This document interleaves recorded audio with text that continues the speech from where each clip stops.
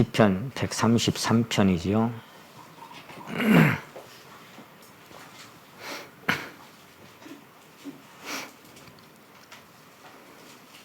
함께 133편을 함께 읽으시도록 하겠습니다.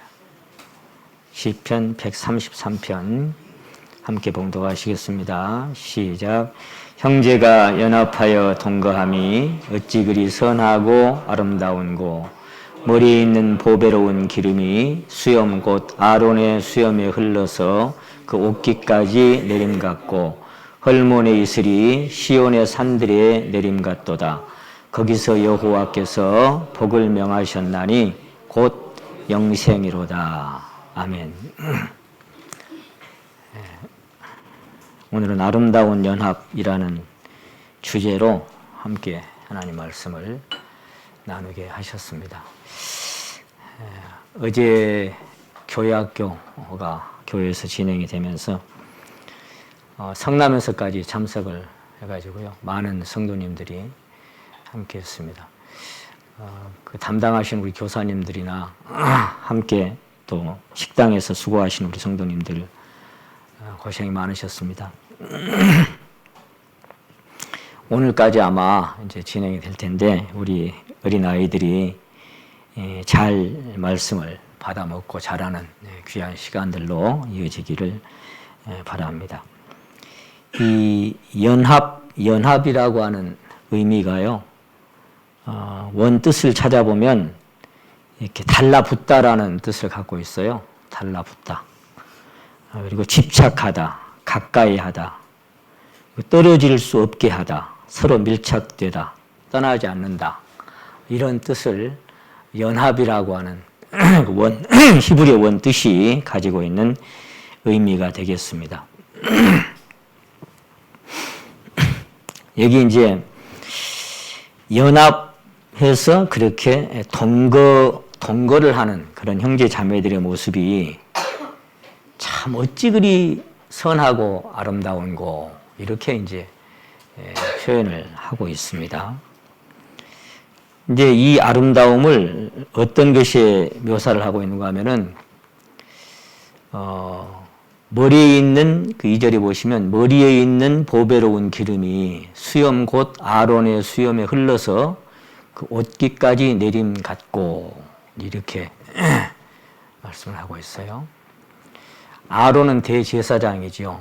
그러니까 지금 우리에게는 대제사장이 계시는데, 하나님과 우리 사이에 중보자로 대제사장이 우리 주님께서 살아서 변호사로 여전히 우리를 중보하고 계시는 것을 볼 수 있습니다.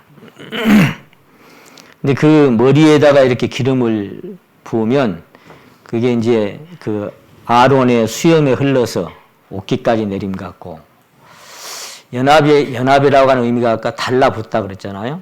서로 연락돼서 달라붙다.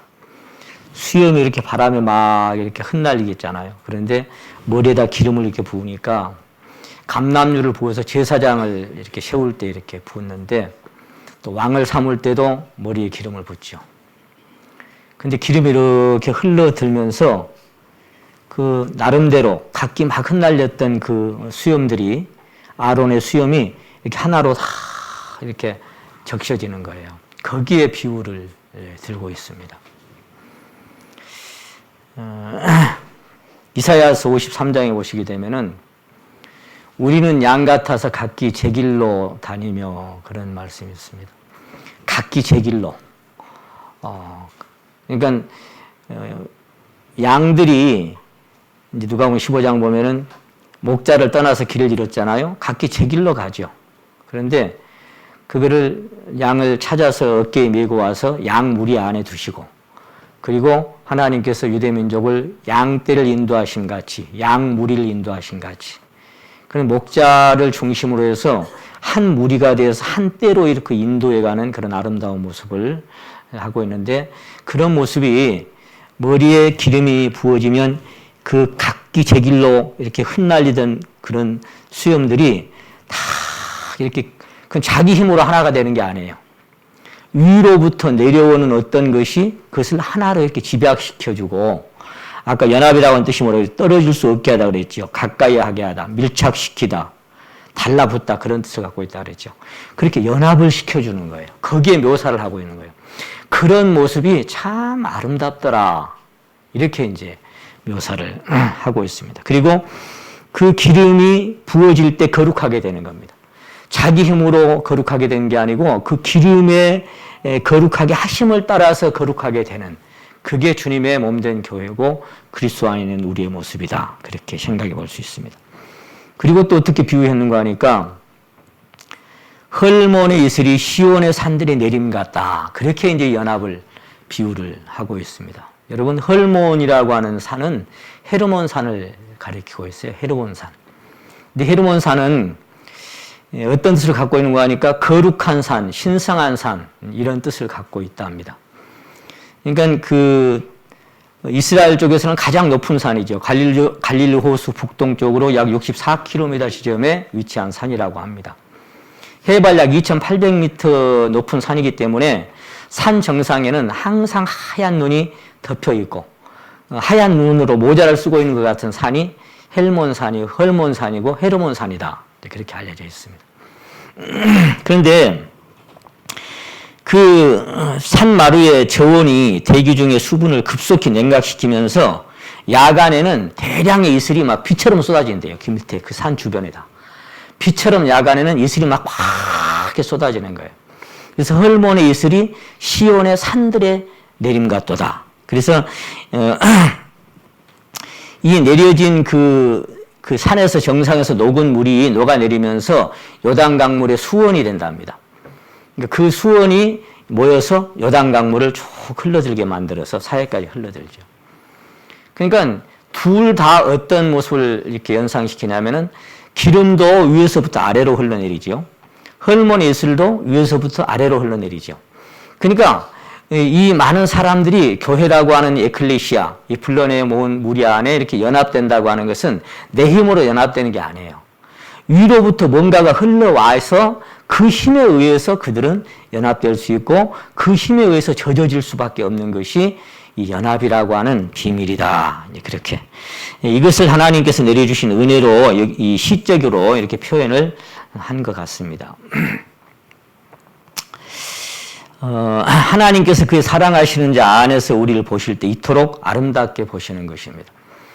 위로부터 내려진 그 기름이 쫙 흐르고 저 정상에서 그 눈이 하얗게 쌓인 거기서 녹아서 그 밤의 이슬처럼 쏟아지는 것이 시온의 산들이 막 이렇게 적셔지는 것처럼 우리 마음에 하나님의 은혜가 이렇게 확 흘러내려서 적셔지는, 그래서 그렇게 아름답게 묘사한 것이 이 시편 133편이다.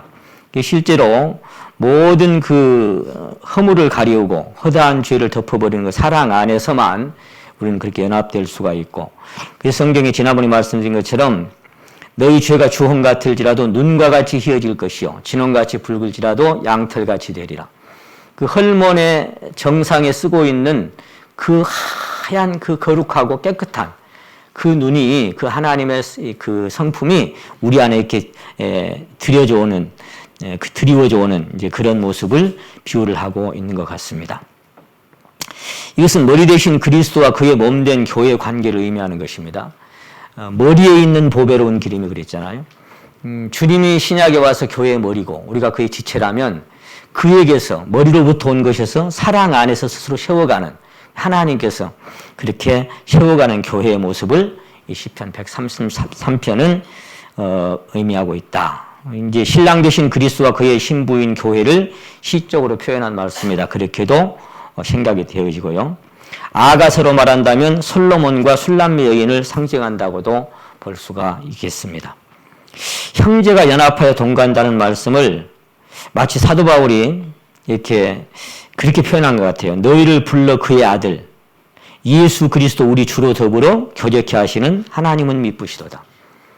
너희를 불러서 각각 제 길로 갔던 사람들을 불러서 우리 주 예수 그리스도로 더불어서 교제케 하시는, 그게 하나로 연합된 거죠. 그것이 우리의 사귐은 아버지와 아들과 함께한 사귐이라고 하는 그 사귐 안에 우리를 불러주신 것이 이 시편 133편의 비밀이다. 그렇게 보여졌습니다. 저는 오늘 이 본문 말씀 1절을 묵상하다가 사도 바울이 성도들 향한 마음이 느껴져 드렸습니다. 뭐라고 말씀하신 말씀이 딱 스쳐갔냐면은 내가 예수 그리스도의 심장으로 너희 무리를 어떻게 사모하는지 하나님이 증인이시니라. 그리스도의 심장이 사도 바울에 뛰고 있는데 자기가 사랑하는 것이 아니라 내가 예수 그리스도의 심장으로 너희 무리를 얼마나 사모하는지, 그 말씀이 다른 말씀을 하면 얼마나 그리워하는지, 얼마나 보고 싶어 하는지 그렇게 표현이 됩니다. 그래서 여기 지금 1절 이 모습이 가만히 보면요. 형제가 연합하여 동감이 어찌 그리 선하고 아름다운 고. 그래서 아름다운 연합이다. 이렇게 제가 붙여놨습니다.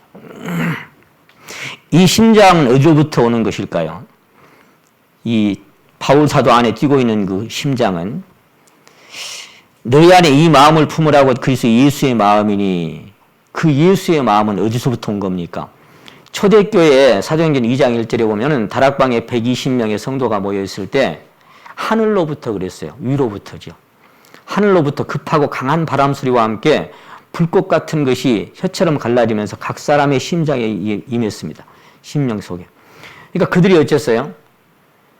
아무것도 자기 것을 자기 것이라고 하는 사람이 없이 다 내다 팔았어요. 사도들의 발 앞에 다 내다 팔아서 다 내놨어요. 왜? 나눠 쓰자고. 그 뜨겁게 사랑했던 초대교회, 그것이 이 시편 133편에 말씀하신 어찌 그리 선하고 아름다운지 하고 노래했던 이런 표현이 아니겠는가. 그 성령이라고 하는 것은 뭐예요? 위로부터 내린 것인데 이 갈라디아서 5장 22절에 보시면 성령의 9가지 열매가 나오죠. 9가지 열매 중에 첫 번째가 뭐예요? 오직 성령의 열매는 뭐예요? 사랑이요, 사랑. 사랑과 희락과 오래 참과 자비와 양성과 충성과 온유와 절제. 이 9가지 열매는 땅에서부터 나온 것이 아니라 땅에 원래 없었던 거예요. 근데 위로부터 온 것. 그것이 곧 그 급하고 강한 바람 소리와 함께 이 그들의 심장 안에 머물러서 그리스도의 심장이 그 안에 장착되는 그런 심장으로 내가 너희 무리를 얼마나 사모하는지 하나님이 아신다.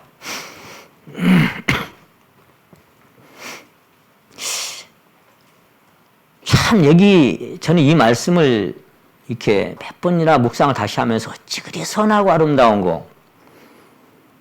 빌립보 4장 1절에 보시면은 성도들 한번 따라해 보십니다. 나의 사랑하고 사모하는 형제들, 나의 기쁨이요 면류가 아닌 사랑하는 자들아.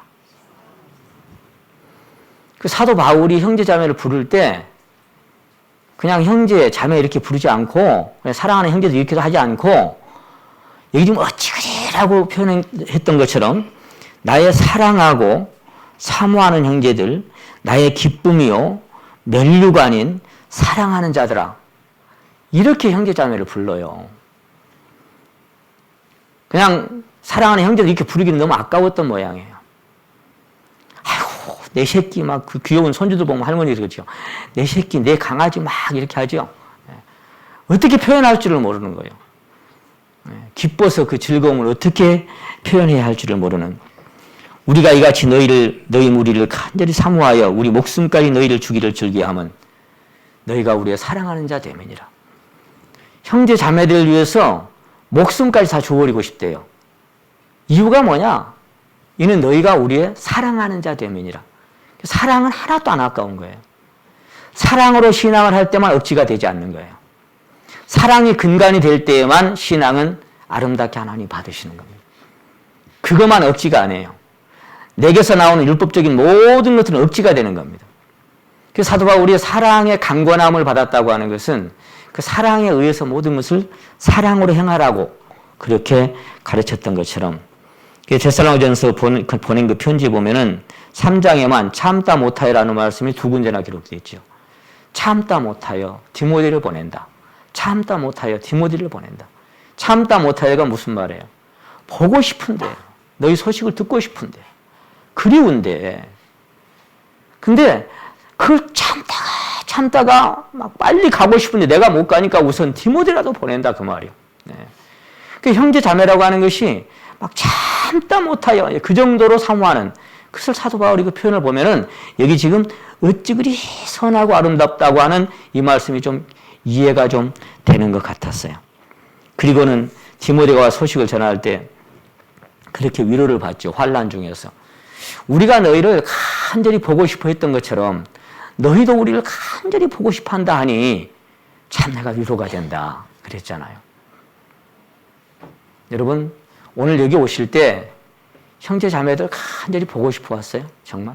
그런 마음으로 오셨어요? 막 보고 싶어서. 어제 교회학교를 이렇게 하는데 고생들 하셨어요. 더운데 정말. 아침에 제가 이렇게 좀 일찍 나왔는데 나와보니까 신발이 막 이렇게 있는데 어떻게 자나 하고 부엌에 나는 한 수도 챙겨 먹어야 되니까 부엌에 이렇게 들어가려고 봤더니 그 배식대 밑에 우리 강호일 형제가 이불 하나 깔아놓고 이렇게 쭈그려서 자고 있더라고요. 배식대 밑에서. 참 마음속에 순간적으로 아이고 형제야 목이 없더나 그렇게 하는데 참 마음이 좀 먼 고생인고 한편 그런 생각이 드는 거예요. 배식되면서 그렇게 쭈그리고 자는 모습을 보니까 근데 저게 하나님 보실 때는 어떨까 그런 생각이 들었어요.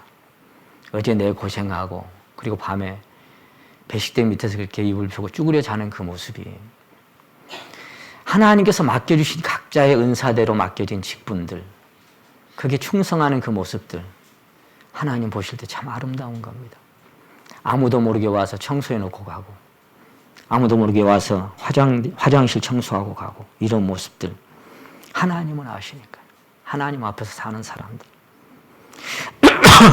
우리가 그 가끔 전도 집회할 때 종종 보여드리는 영상 중에서 그 이제 영상을 찍는 그 여자분 기자가 그 시골에 사신 할아버지 할머니들한테 묻죠. 부부한테. 할아버지는 다시 태어난다면 할머니하고 같이 살고 싶으세요? 이렇게 하니까 할아버지는 나야 그런 마음 있지. 이렇게 대답을 하시잖아요. 근데 이제 할머니한테 여쭙잖아요. 할머니는 지금 할아버지하고 다시 나는 아니야! 이렇게 얘기하잖아요. 그러니까 막 어떤 표정을 짓냐면 막 지긋지긋하다는 표정을 짓는 거예요. 막 세상에서 같이 살면 또 태어나 또 같이 살아. 막 죽으면 끝이지. 그러니까 이제 할아버지가 아니 다시 태어나서 안 살아. 막 이렇게 해버리잖아요. 그러니까 할아버지가 뻘쭘한 그런 모습이 되는 모습을 가끔 이렇게 생각이 들어집니다. 제가 왜 오늘 여기서 이 말씀을 드리겠습니까?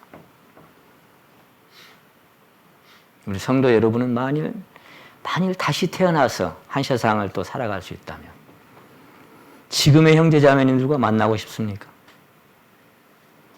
다시 한 세상이 주어진다면 지금 내 곁에 있는 형제자매들과 또 같이 만나서 또 신앙을 같이 해보고 싶습니까? 어떻습니까? 여기 서 있는 구형제의 구목사를 다시 만나고 싶습니까? 어떨 것 같아요? 지긋지긋합니까? 어찌 그리 선하고 아름답습니까? 저는 이 시편 133편을 묵상하다가 많은 추억들이 스쳐갔어요. 수많은 추억들이. 45, 6년간 살아오면서 겪었던 형제 자매와 같이 겪었던 많은 추억들이. 같이 만나고 싶어요. 제가 1절을 이 형제가 연합하여 동감이 어찌게 선하고 아름다운고 이 말씀을 다른 버전에서 찾아서 제가 적어놨는데 한번 읽어드릴 테니까 이게 여러분 마음에 동의하시는지 한번 들어보세요.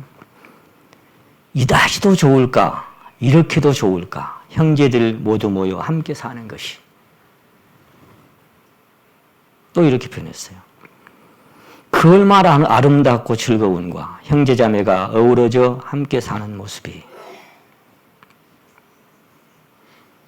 또 이렇게 돼요. 보아라 얼마나 좋고 얼마나 즐거운가 형제자매들이 함께 살아가는 것이. 또 다른 버전에는 어찌 이보다 즐거우랴 어찌 이보다 아름다우랴 형제자매 오손도손 사랑하고 아껴주며 살아가는 것이. 어떻습니까? 이 성도 여러분은 이러한 표현들이 마음에 동의가 되시나요? 아마 성도들 중에 들어는 마음속에 개뿔, 속된 말로 얼마나 아름답고 즐거운가, 보아라 얼마나 좋고 얼마나 즐거운가, 어찌보다 즐거우랴, 어찌보다 아름다우랴. 개뿔? 아니 솔직하게 마음에서, 입으로 말고.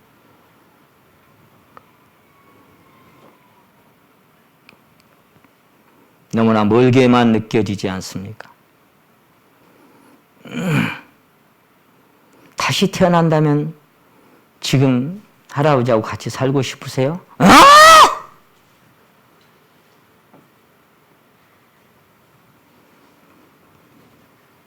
그 시절 그 추억이 또다시 온다 해도 사랑만은 않겠어요.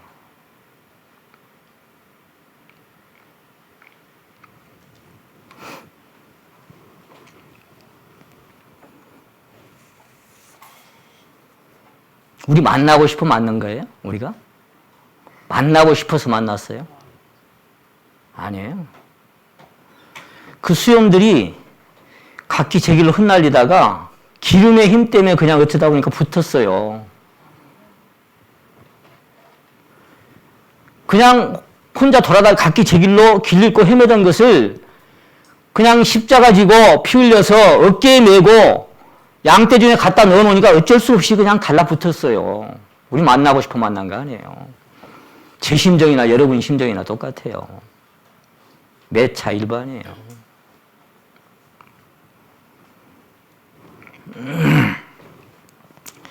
그렇다면 사도 바울은 성도들과 언제나 좋기만 했을까요? 그 심장을 갖고 살아갔던, 그리스도의 심장을 갖고 살아갔던. 그렇지 않습니다. 사도 바울 역시 형제자매로 인하여 속상할 때도 많았고 그들로 인해 날마다 마음이 눌리는 고민도 많았습니다. 춥고 굶고 헐벗고 그런 건 아무것도 아니야. 그보다 더 마음에 눌리는 것은 여러 교회를 위해서 염려하는 거야. 날마다 내 속에 눌리는 것이 있어. 그 믿음도 좋았던 분이 뭐 날마다 스트레스 받고 살아. 툴툴 털어버리지. 안 그래. 놓을 수가 없어. 날마다 속에서 눌려. 여러 교회를 위하여 염려하는 것이라. 누가 약하면 내가 약하지 않냐며, 누가 실족하게 되면 내가 애타하지 않다냐. 툴툴 털어버리지 뭘 애가 타기는. 지난번 우리 하은자매 결혼식 때 가니까 오래전에 함께했던 형제 자매님들이 오셨더라. 내가 평소에 그런 생각을 많이 했어요. 그렇게 떠났던 형제들 내가 혹시 길거리에서 만나면 어쩔 수 있을까? 근데 거기서 보자마자 제가 꼭 안아줬어요. 참 이상하죠? 만나자마자 꼭 안았어요. 그 형제도 목이 메이더라고요. 목사님 오셨어요? 제가 그랬습니다. 지금이라도 주님 오시면 우리 이렇게 함께 살 걸. 그렇잖아요. 지금이라도 주님 오시면 우리 이렇게 같이 살 걸. 뭔 왼수가 졌다고.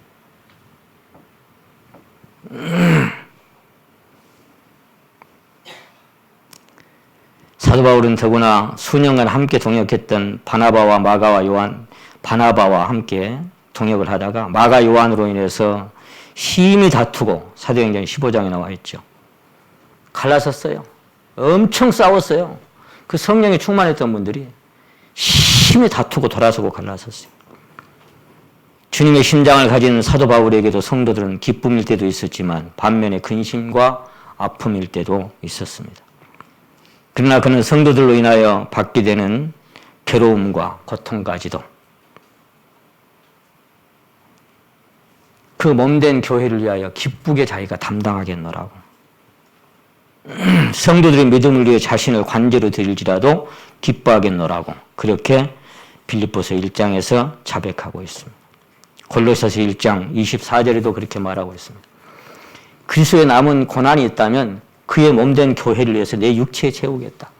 내가 그 고통이 받아야 할 것이 있다면 내 자신에게 채우고 살겠다. 그 괴로움, 그 고통 내가 담당하고 살겠다. 그렇게 간절합니다. 왜 그래요? 그럴 필요 뭐 있어요? 털어버리지. 어떻게 그럴 수 있었을까요? 사도 바울에게 형제자매란 에베소 2장 18절 말씀하셨던 것처럼 하나님의 가족입니다. 하나님의 식구입니다. household, God's household. 하나님의 권속들입니다. 그리스도의 사랑과 생명 안에서 영원히 하나 된 한 몸이요 마디와 힘줄이었기 때문입니다. 성도 여러분은 자기 몸에 마디와 힘줄 중에 우리가 상처나거나 보기 싫은 곳이 있고 못생긴 곳이 있고 그런 부분이 있다면 잘라내버리고 싶어요? 예? 아니 어디 연약하고 못생기고 그 중에 별로 보잘것없이 보이는 곳이 있다면 버려버리고 싶어요? 오히려 그 아픈 곳에 마음이 더 갑니다. 더 안타깝고 안쓰럽고 신경이 갑니다. 저는 이 아픈 거 많이 아픈 분들한테 배우면 아무것도 아니겠지만 많이 달리기 하다가 발바닥에 족저근막이 와가지고 이제 거의 나아가요. 근데 평소에는 안 만져줬던 발을 내가 발을 몰라 만지겠어요. 저녁마다 자기 전에 이 샤워하고 나면 발을 막 주물러 줍니다. 거기를 계속 아픈 그 유튜브 보니까 거기 그 자리를 많이 주물러 주라더라고. 혈액순환이 돌아서 빨리 나. 그래서 날마다 내가 주무르는 날을 발견했어요. 그 뭐가 예쁘다고 발 뒤꿈치 거기를 맨 주물러 이렇게 만져주고 내가 쓰다듬어주고 만져주고 막 이렇게 해주고 있는 그런 내 자신을 발견하는 거예요. 내가 연약할수록 더욱 귀히 여기사 높은 보좌 위에서 낮은 나를 보시네. 날 사랑하신.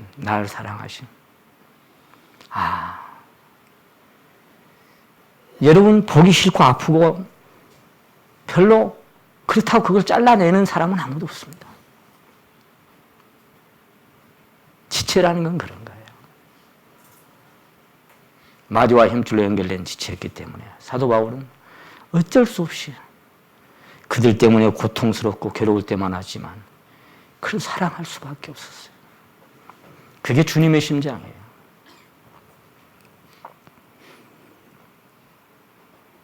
좀 못나고 불편하다고 저것 그게 아니고 만져주고 약 발라주고 쓰다듬어주고 그곳에 신경 써주고 안쓰럽고 애타고 이것이 그리스도의 심장이라고요.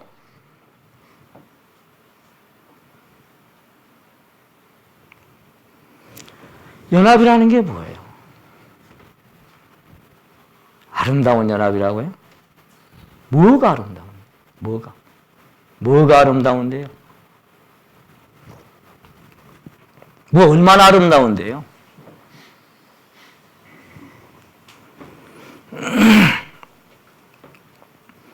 그래서 성도들 위해서 자기 재물을 허비하겠고 고린도서 12장에 내 자신까지도 허비하겠다. 내 자신도 그들을 위해서 허비해버리겠고 내 재물도 허비해버리겠다. 혹자가 책에다 그런 얘기를 써놨어요. 당신이 죽은 후에도 그 가치가 지속되는 일에 인생을 투자하라. 에콰도르에서 5명의 그 선교사와 함께 창에 맞아서 순교했던 짐 엘리엇 그 형제가 그런 얘기를 2장에 남겼죠. 영원한 것을 위해서 영원하지 않은 것을 버리는 자는 결코 바보가 아니다. 당신이 죽은 이후에도 그 가치가 지속되는 것, 그게 뭔지 아십니까? 그 생명을 전하는 일과 생명을 키워가는 일입니다. 성도 섬기는 것을 잊어버리지 아니하시느니라. 그게 형제자매예요. 형제 자매 때문에 안타깝고 심령에 기도되고 눈물 흘렸던 것들 하나님은 잊지 않으십니다.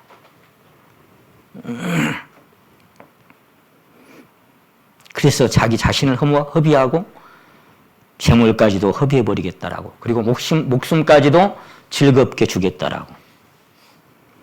이것이 하나님의 사랑이요, 그 사랑 안에서 하나 된 주님의 가족들입니다. 사랑하는 성도 여러분, 여러분은 늘 함께 살아가는 가족들이, 여러분의 가족들이 언제나 기쁨이 되고 즐거움이 되고 자랑거리만 되던가요? 여러분, 이 교회 말고 가족들 어때요? 언제나 기쁨이 되고 즐거움이 되고 자랑거리만 되던가요? 다윗의 자백처럼 어찌 보다 즐거우랴, 어찌 보다 아름다우랴, 이다지도 좋으랴, 이다지도 즐거울까, 얼마나 좋고 얼마나 즐거운가. 가족들하고 살아보니까 다 그렇게 되던가요? 가족들이 다 그래요? 여러분, 가족들이 이다지도 좋고 이다지도 즐겁고 이다지도 기쁠까 막 그렇게 살아가요, 날마다? 가족들이?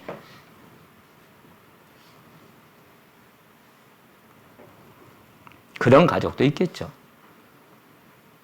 부럽죠. 고맙고.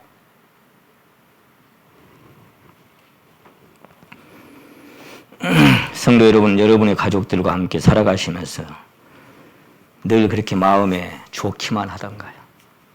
즐겁기만 하시던가요? 여러분 가족 때문에 속상할 때 없으셨던가요?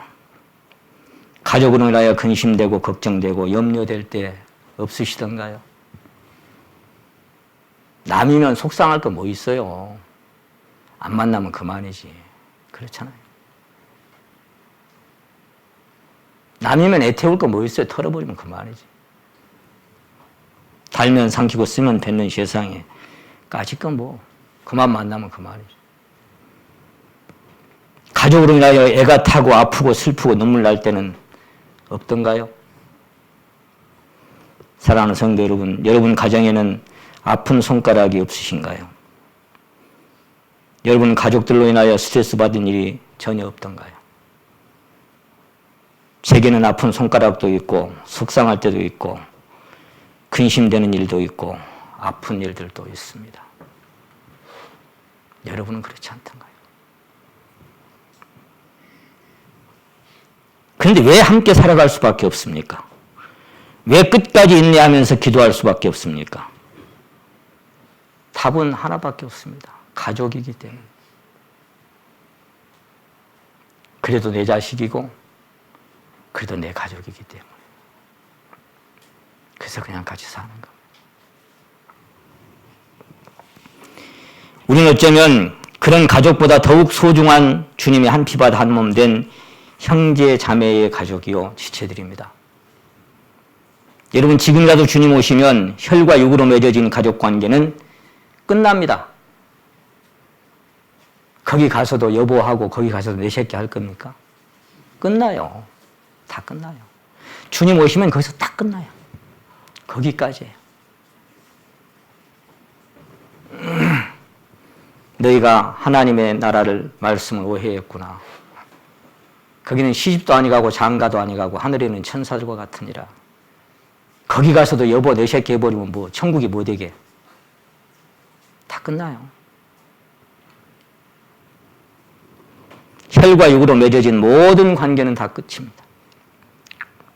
형제 자매로 남는 거예요. 이 세상에서 아무리 친밀한 가족이나 친구나 연인일지라도 다 끝납니다. 해자 정리요. 만나면 헤어져야 되고 생자 필멸의 법칙이 찾아옵니다. 한 번은 다 끝납니다. 우리 모두는 이별을 전제로 만난 잠깐의 만남들일 뿐입니다. 우리 모두의 관계들은 이별을 전제로 만났습니다. 아무리 가까워도 다 끝납니다.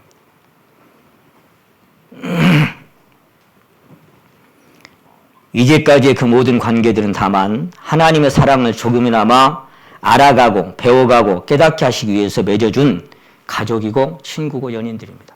우리가 미련하기 때문에 그 가족관계나 친구나 연인들의 관계가 아니면 하나님의 사랑을 깨닫지 못하기 때문에 그런 관계들을 통해서 그 하나님의 사랑을 우리에게 가르쳐 주시려고 그런 관계들을 맺어 주시는 거예요. 근데 그게 이제 주님 오시면 다 끝나는 거예요. 그러나 우리 주님 그리스도 안에서 맺어진 형제 자매들은 모든 관계들이 다 끝날지라도 영원히 지속됩니다. 내가 끝나버리고 싶어도 끝날 수가 없어요.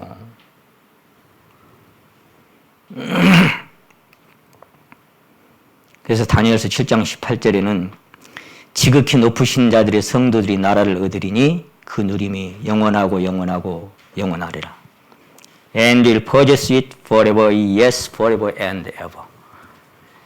한번 따라 하십니다. 영원하고 영원하고 영원하리라. Forever, yes, and ever, 또 ever. 계속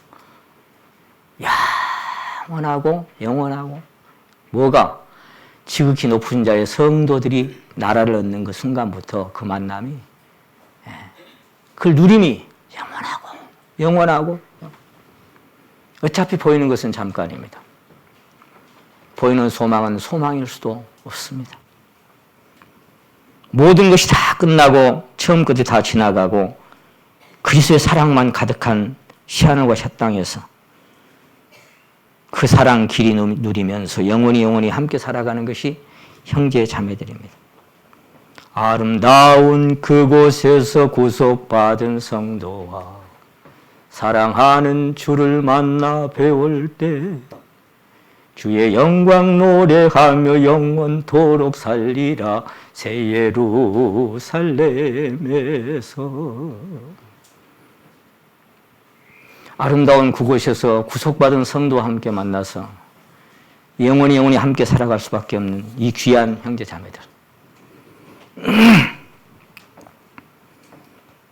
우리 주님께서도 사랑하시는 제자들과 3년간 함께 사시는 시간 동안 마냥 즐겁기만 하셨을까요?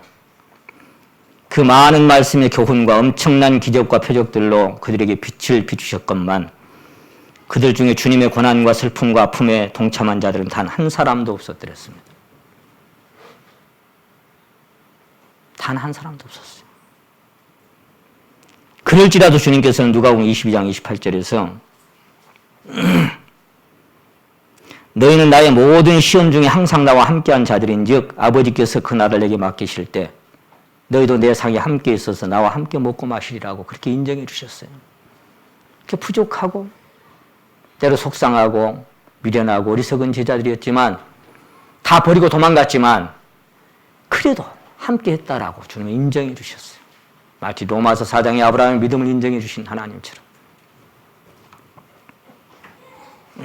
우리 주님은 군중 속에 홀로 고독을 느끼셨습니다. 아무도 그분의 고독에 위로해 줄 자가 없었습니다. 그래서 밤이면 누가복음 21장이나 22장에서 예수께서 습관을 쫓아 하도 밤에 혼자 감람산에 자주 가시니까 이제 습관이 됐어. 자주 가시는 거예요. 왜 우리는 골방이 필요합니까? 왜 우리는 각자가 1대1로 하나님을 대면해야 하는 그 골방이 필요할까요? 주님도 그 많은 군중 틈에서 홀로 고독을 느끼셨습니다. 그리고 하나님과 1대1의 관계로 자기 마음을 쏟아내는 감람산에 있어서 그래도 아마 숨을 쉴 수가 있었을 거예요. 그곳이었어요. 마지막 만찬석에서까지 누가 큰 자냐고 다투었던 철부지 제자들, 누가복음 22장 22절에 가장 위급할 때, 가장 슬프고 가장 아플 때 모두가 다 외면하고 도망해버린 배신자들. 그럴지라도 주님은 요한복음 13장 1절에서 떠날 때가 다 되는데 하나님께서 자기 사람들을 사랑하시되 따라하십니다. 끝까지 사랑하시니라. 배신하고 떠날 것도 아셨고 팔아먹을 것도 알았고 다 도망갈 것도 아셨지만 자기 사람들을 사랑하시는데 끝까지 사랑하셔요. 끝까지 사랑하셔요. 그게 하나님의 사랑이에요. 그 사랑이 있기 때문에 제가 지난번 말씀드렸습니다마는 주여 누가 서리이까. 그 사랑이 있기 때문에 그 사랑에 힘입어서 의여시 앞에 섭니다. 그게 우리네 인생들입니다.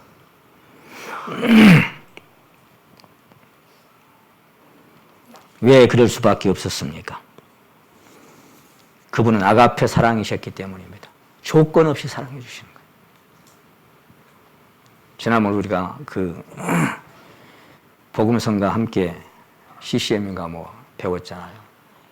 내가 너를 사랑하는 것은 내가 죄를 범치 않아서 아니고, 내가 너를 사랑하는 것은 네가 다른 이보다 달라서도 아니야. 그냥 사랑해. 그게 아가페. 그냥 조건 없이 사랑해 주시는 거예요. 그 사랑 때문에 우리는 주님 앞에 설 수 있고, 그 사랑 때문에 내 주변에 형제 자매들을, 내 주변의 사람들을 사랑할 수 있는 겁니다. 그렇지 않으면 언감생신, 택도 없는 소리죠. 사랑요. 그러므로 오늘 우리가 함께 살펴본 시편 133편 이 말씀은 헐몬의 이슬이 시온의 산들에 내림 같은 은혜, 머리에 있는 보배로운 기름이 수염 곧 아론의 수염을 흘러서 그 옷깃까지 내리는 그분의 사랑을 노래하고 있음을 나타내고 있는 것입니다. 그러므로 사랑은 내리사랑이라고 말씀하시는 거예요. 내리사랑. 하나님이 우리를 사랑하시고. 그래서 요한이 그런 표현을 했죠. 우리가 언제 하나님 사랑했냐? 우리가 하나님을 사랑하는 것이 아니에요. 오직 하나님이 우리를 사랑하세요. 하나님은 내리사랑이에요. 부모가 자식을 사랑하지 자식이 부모 사랑하는 거 봤어요? 자식 먹다가 남긴 건 먹어도 부모 먹다가 남긴 거는요 안 먹어요. 더러워서.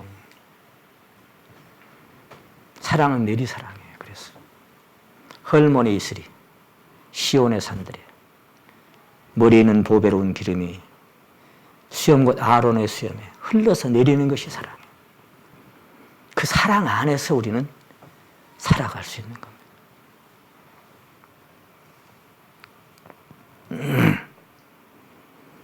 다윗도 만일 자기 입장이나 주변의 자기를 힘들게 하는 사람들을 생각했더라면 이 아름다운 시편 133편을 결코 기록할 수 없었을 겁니다.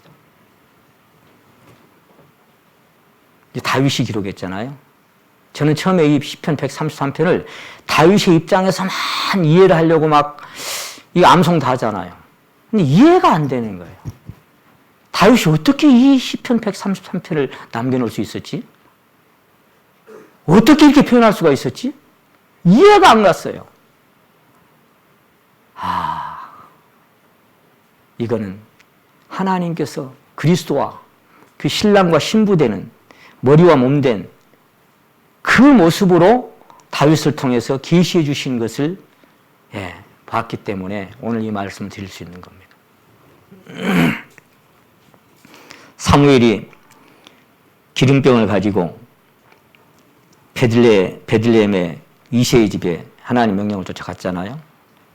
거기 쭉 나열합니다. 엘리압부터 시작해서 아비나답과 삼마와 이렇게 이제 7 아들들이 쫙 서 있어요. 그때 다윗은 어디 있었어요? 다윗은 그 자리에 있지도 않았어요. 사무엘상 16장이에요. 제가 여러분 성경을 너무 잘 알기 때문에 제가 조목조목 다 안 찾아요. 1년에 몇 독씩 하신다며요. 하나 말하면 2개, 3개 다 알아듣는데 뭘 찾아. 안 찾으니까 편하죠?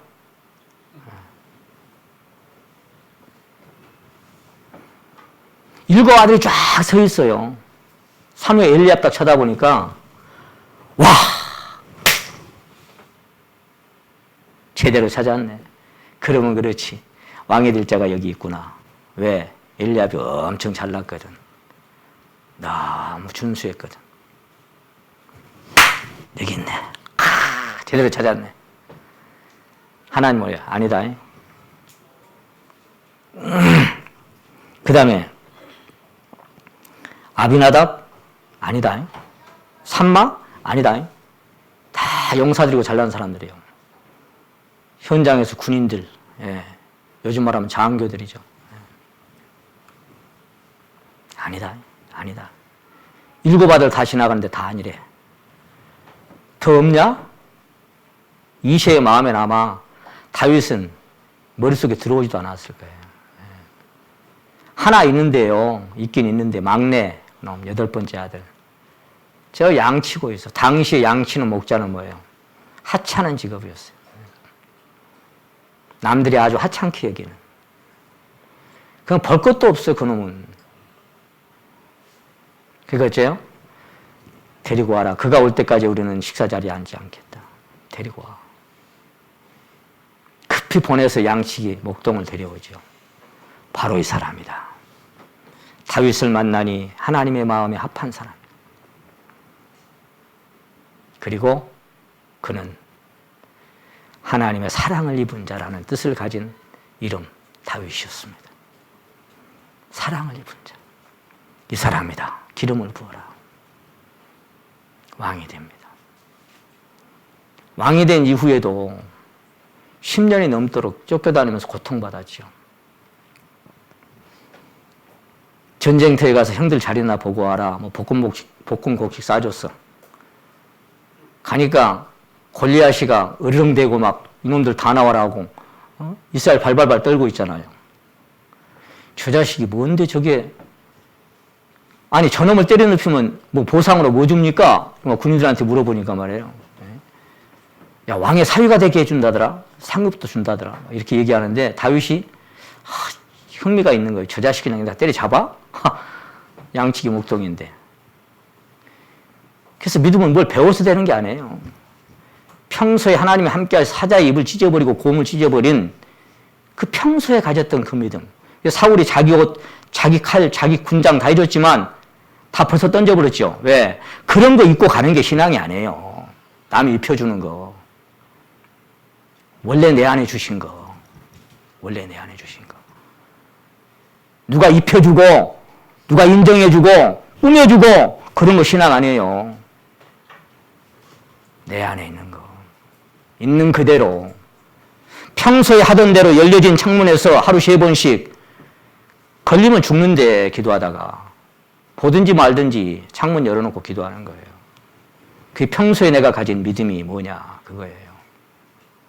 남이 보면 척하고 그것이 유선이고 그게 바리새인이고 서기관입니다. 그게 외식입니다. 그래서 그 사도 바울은 그렇게 얘기합니다. 내가 지금까지 살면서 아무에게도 아첨의 말이나 탐심의 탈을 쓰지 아니했다. 아첨의 말 안 한다. 돌아보면 저는 참 부끄럽습니다. 아첨할 때도 있었고 탐심의 탈을 쓸 때도 있었음을 고백합니다. 그래서 하나님 앞에 할 말 없는 인생이지만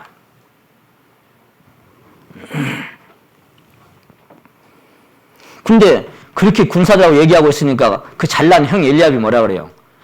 너 다윗 아니야? 이 자식 너 양 떼었다가 누구한테 맡겨놓고 이거 왔어? 어? 아니 내 형 내가 뭐 했다고? 이 자식들 네 마음이 교만하고 완악한 거 내가 알아. 이 자식이 어디라고 왔어 이 자식아. 양이나 치지. 너 어디다가 양 떼. 교만한 엘리압. 지가 뭐 잘났으면 얼마나 잘나가지고.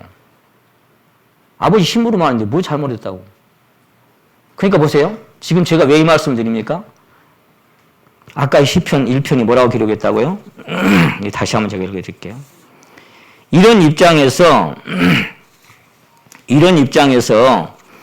이것을 기록할 수 있겠느냐고요. 자, 다시 한번 제가 읽어드릴게요. 형제가 연합하여 동거함이 어찌기 선하고 아름다운고 이다지도 좋을까 이렇게도 즐거울까 형제들 모두 모여 함께 사는 것이 그 얼마나 아름답고 즐거운가 형제자매가 어우러져 함께 사는 모습이 보아라 얼마나 좋고 얼마나 즐거운가 형제자매들이 함께 살아가는 것이 어찌 이보다 즐거우랴 어찌 이보다 아름다우랴 형제자매 오손도손 사랑하고 아껴주며 사는 것이 이게 다윗이 자기 친형제간들이나 자기 한민족된 형제자매들이라 생각했다면 이 시편 133편의 이 아름다운 곡을 쓸 수 있었겠어요? 그 입장에서 제가 읽으니까 이 시편 133편이 도무지 이해가 안 되는 거예요. 어떻게 이걸 기록할 수 있었지? 더군다나 시편 55, 거기는 그냥 찾아봐요. 가까우니까. 55평 여기 잡고.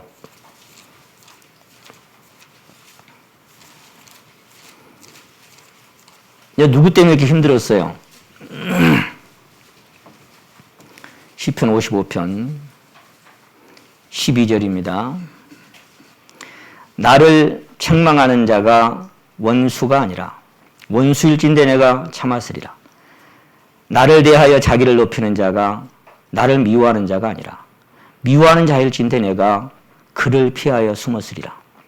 그가 곧 너로다. 나의 동료, 나의 동무, 나의 가까운 친구로다. 우리가 같이 재미롭게 의논하며 무리가 함께하여 하나님의 집안에서 다녔도다. 이들 때문에 이 다윗의 마음은 어떤 마음이었어요? 6절에 보세요.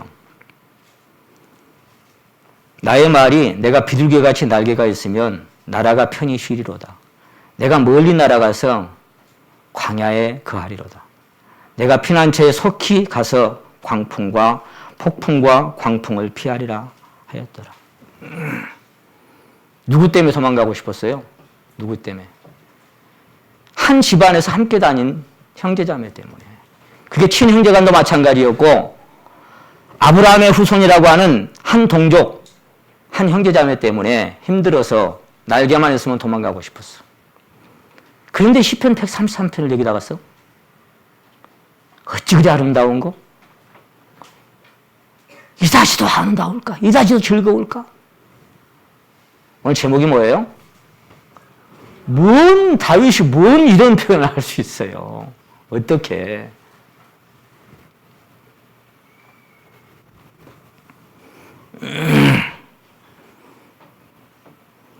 그리고는 그 골리앗을 돌팔매로 해서 때려잡았는데 이스라엘이 영웅이었지만 사울의 죽인 자는 천천히요 다윗의 죽인 자는 만만이라는 그 한마디에 시기 질투 나가지고 3,000명 특전사 데리고 죽이려고 쫓아다니죠. 그래도 끝까지 옷자락 펴고 물병은 가져가도 얼마든지 잠들어 죽일 수 있었지만 죽이질 않아. 여호와의 기름 부음 받은 자니까 하나님의 손에 맡겨드리고 자기는 손대지 않아. 옷자락 하나 빈 거 가지고도 양심에 걸려서 괴로워해. 그게 다윗이에요. 그 결국은 이 사람은 시편 141편에 봅니다. 이럴 때도 있었죠. 141편 5절 말씀을 같이 한번 읽겠습니다. 시편 141편 5절입니다. 시작. 의인이 나를 칠지라도 은혜로 여겨 책망할지라도 머리에 기름같이 여겨서 내 머리가 이를 거절치 아니할지라. 저희의 재난 중에라도 내가 항상 기도하리라. 그래, 의인이 나를 칠지라도 은혜로 여기고 그래, 재앙 중에 내가 기도할 것이다. 이런 마음이 있는가 하면 109편에 가보세요. 여러분 잘 아시는 109편은 또 뭐예요? 이거는 또 반대라. 5절에 보시면 4절부터 나는 사랑하나 저희는 도리어 나를 대적하니 나는 기도할 뿐이라. 저희가 악으로 나의 선을 갚으며 미워함으로 나의 사랑을 갚아싸우니 악인으로 저를 제어하게 하시며 대적으로 그를 오른편에 서게 하소서. 그가 판단받을 때에 죄를 지고 나오게 하시며 그 기도가 죄로 변하게 하시며 그 년수를 단축해 하시며 속된 말로 빨리 뒤져라 그 말이에요. 그 직분을 타인이 취하게 하시며 그 자녀는 고아가 되게 되고 그 아내는 과부가 되며 그 자녀는 유리 구걸하며 황폐한 집을 떠나 빌어먹게 하소서. 제가 지난번에 그랬죠. 수요일날 저녁에 설교드리면서 다윗도 어찌할 수 없는 사람이었더라. 어쩔 수 없는 인생이었더라. 그런 말씀을 드린 기억이 납니다. 어쩔 수 없이 인생이에요. 귀를 메고 올라다가 베레스 우사 해버리니까 겁이나 못 메고 오잖아. 오베데돔의 집에 석 달 있는데 또 복이 내려. 그거 들으니까 또 어째요? 또 메고 와. 네. 여러분 그것이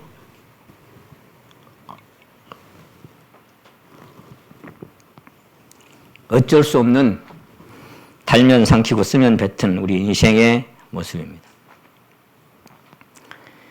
그래서 그들 때문에 억울하고 분하고 쫓겨다니고 위협과 슬픔을 당하고 고통을 당하면서 날개가 있으면 도망가 쉬고 싶다는 그가 감히 이 시편 133편을 기록합니다. 이것은 그래서 다윗의 입장에서 기록한 게 아니라 하나님께서 우리를 향하신 그 무조건적인 사랑 안에 우리에게 깨닫게 하시려는 그것을 짤막하게 이 시편 133편에 남겨뒀다. 이렇게 보여질 때 이 말씀으로 함께 교제할 수 있었습니다. 이게 주님의 길이고 오늘 우리가 걸어야 하는 길이었던 것입니다. 왜 주님께서 나를 때때로 힘들게 하고 스트레스 받게 하고 속상하게 하는 이들을 곁에 두셨을까요? 왜 그랬을까요? 그것이 가족이건 교회 안에서 형제 자매건 교회 밖에서건 내 주변에 이런저런 까칠한 이들을 주께서 붙여주신 사람들. 그 사람 막대기와 인생 채찍들입니다. 왜 그런 사람들이 옆에 없으면 좋겠는데 왜 그렇게 두셨어요? 그들을 통해서 나 자신이 어떤 존재인가를 보게 하시고 내 안에 그들을 사랑하는 사랑이 없음을 알게 하셔요. 그런 사람들이 주변에 없다면 내 안에 사랑이 없음을 발견할 수도 없어요. 내가 어떤 존재인가를 알 수도 없어요. 그런 사람들을 통해서 내 안에 온유와 겸손이 없음을 보게 하십니다. 낮아지기를 싫어하고 오만 방지한 나 자신을 발견하게 하십니다. 내가 그들을 섬기고 낮은 곳에서 나보다 낮게 여길 수 있는 인생이 못 된다는 것을 보게 하십니다. 그것을 깨닫게 하시려고 내 주변에 그런 사람들을 붙여주십니다. 그런 사람들이 가족이건 이웃이건 형제 자매건 그런 자들이 없으면 내가 누구인지 도통 몰라요. 지 잘난 맛에 살아. 근데 이런저런 환경과 이런저런 사람들을 통해서 나를 발견하게 하셔요. 내가 형편없는 존재인 것을. 그들로 인하여 때때로 마음이 불편해지고 평가하고 판단하고 비방하는 자신을 발견하게 하셔서 내 눈에 마침내 들보를 보게 하십니다. 아, 저건 왜 저러고 저건 왜 저러고 하다가 어느 순간에 야, 상대방이 하나면 이놈아, 너는 세 개야 이놈아, 이걸 보게 하셔요. 제가 자주 나오나 참 명가수예요. 너 자신을 알라며 툭 내뱉고 간 말을 내가 어찌 알겠소 모르겠소 테스 형 이렇게 부르죠. 다른 사람 말고 너 자신을 알라.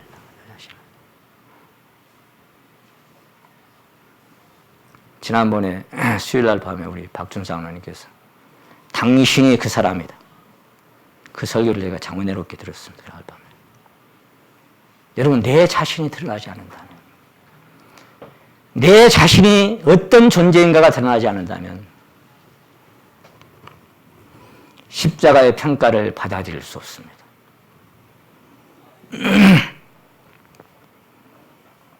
마침내 하나님 앞에서 때때로 주변의 나를 힘들게 하고 스트레스 받게 하는 사람들로 인해서 다듬어지고 연단되어 가는 내 자신을 발견하게 됩니다. 마침내 하나님 앞에 엎드려서 오직 죽기에만 합당한 자신임을 깨닫게 하십니다. 자기 신뢰가 무너지고 자랑할 것이 없는 인생인 것이. 그 주변에 내가 만난 이 까칠한 사람들과 주변에 내게 허락하신 이런저런 환경과 사건들을 통해서 하나님은 유익을 얻으십니다. 제가 지난번에 수양했다면 읽어드렸는데 이 시를 다시 한번 읽어드릴게요. 나태주 시인의 사는 일. 오늘 하루도 잘 살았다.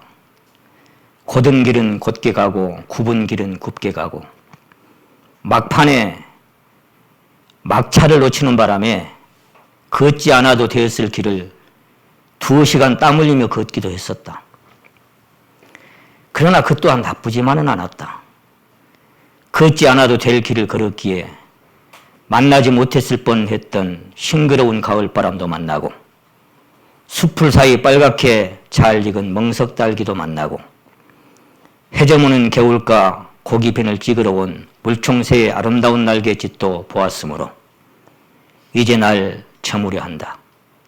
길바닥에 떠돌던 바람은 잠잠해지고 새들도 머리를 숲으로 돌렸다. 오늘 하루도 나는 그렇게 잘 살았다.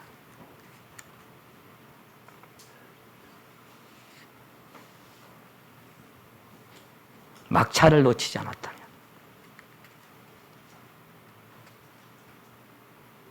내 주변에 까칠한 형제자매들이 없었다면, 내 삶에 이런저런 시련과 환난과 고난이 없었다면, 내게 가르쳐주고 싶어 하신 그 하나님의 사랑과 긍휼과 은혜가 알아졌겠습니까? 우린 그런 인생들이 못 됩니다. 너무나 미련해서.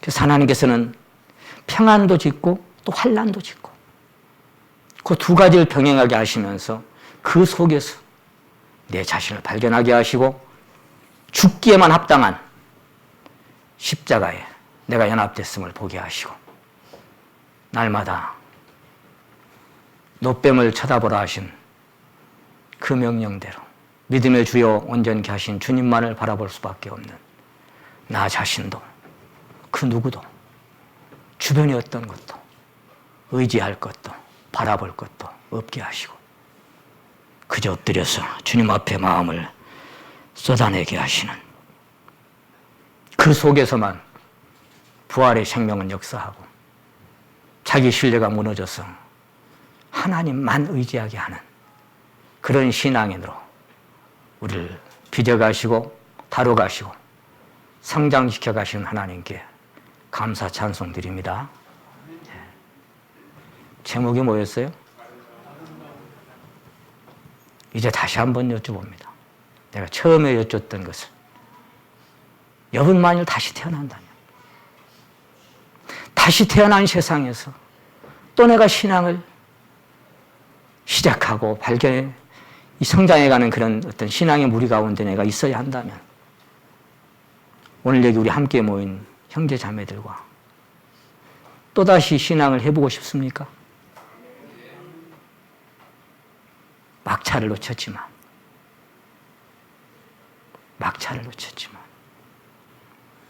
그것 때문에 얻어지는 것이 더 가치 있는 것이라면 우리는 막차를 놓쳐버린 일에 하나님께 감사드릴 수 있을 줄로 믿습니다.